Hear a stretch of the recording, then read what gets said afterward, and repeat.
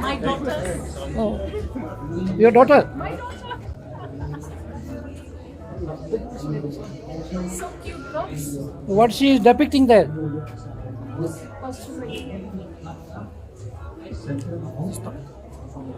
Gagura. Gagura. So nice. Can you tell us about this program, the initiative? So here we are experimenting with a very different kind of an ambience. How do you get the kids come experience this environment and take time out to give them awareness about the evils of HIV/AIDS, drug addiction, an issue which is really now, if not addressed immediately by government, may scale very dangerous heights. So this is a typical situation and we are seeing that it's working. Kids are coming forward, kids are now getting educated, receiving information. That's the basic idea here. So where do we stand in terms of HIV/AIDS and drugs issues here? So you know that it is now touching alarming heights and that we need to attend to this problem. The numbers are not stagnating, they are escalating. And if we don't handle this situation, it will reach very dangerous proportions. The opposition Congress recently accused the MDA government of not acting, resulting in HIV and drugs-related deaths. Who? The Congress, opposition Congress, saying that MDA is responsible now. In the past, there was nothing much. Now it is increasing. Let me tell any other political party who's out of MDA, stay clear from drugs and HIV. You can accuse government of anything and everything. Everybody had an opportunity to deal with HIV/AIDS or drug addiction for at least 2 decades in the state. This is not yesterday's problem. It is a cumulative problem.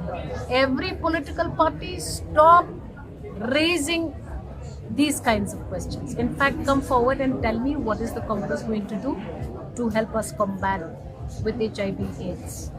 I was in the Congress, I was in government. This is not a problem of this generation. Last 20 years, this was a ticking time bomb. Now, no matter which government comes, you rise and you attend to this problem. In the past, there used to be the MLA's conclave. I think MLA's initiative. So how does it is still there? If you must have remembered, very recently, Honorable Speaker has donated a vehicle to the team of people living with HIV/AIDS. This vehicle has been dedicated and given to them so that they become the link to trace HIV/AIDS patients, to talk about HIV/AIDS across all platforms. MLAs recently were a part of an important discussion initiated in East Khasi Hills first by the Honorable Deputy Chief Minister Prestone Pinsong. We had very good discussions in that deliberation that day, and several recommendations have emerged from that interaction of East Khasi Hills MLA to the government of Meghalaya. So we are on the job. So how deeply is related? How deep is the relation between drugs and HIV? At this point of time in the state of Meghalaya, the indicators of research indicate that sexually transmission of the virus is a #1 problem. But trends are changing with the sharing of needles in injecting drug users. That now will be the next problem, because HIV spreads through fluids which are either the blood or semen. So we know now that these are the two most vulnerable conditions, and hence we have to attend, we have to ensure that we sensitize the public. That is the role of government at this point of time. There was a suggestion from yourself, of course, following Kerala and Goa, mandatory HIV testing.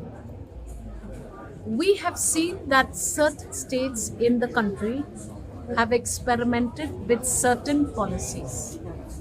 Is Meghalaya now going to be forced to emerge with its own specific policy? Will it result in a mandatory testing before marriage? Will it result in declaring HIV/AIDS on a mission mode? Will it result in any other decision of government that will help us address and redress the problem of HIV/AIDS and drug addiction? Is what we are mulling with. We have said that there are states in the country who are doing it. Question is, should we also do it?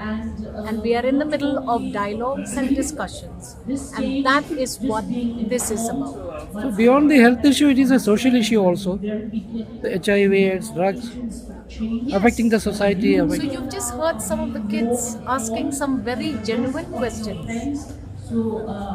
Most of the kids of this generation feel they are tormented by loneliness.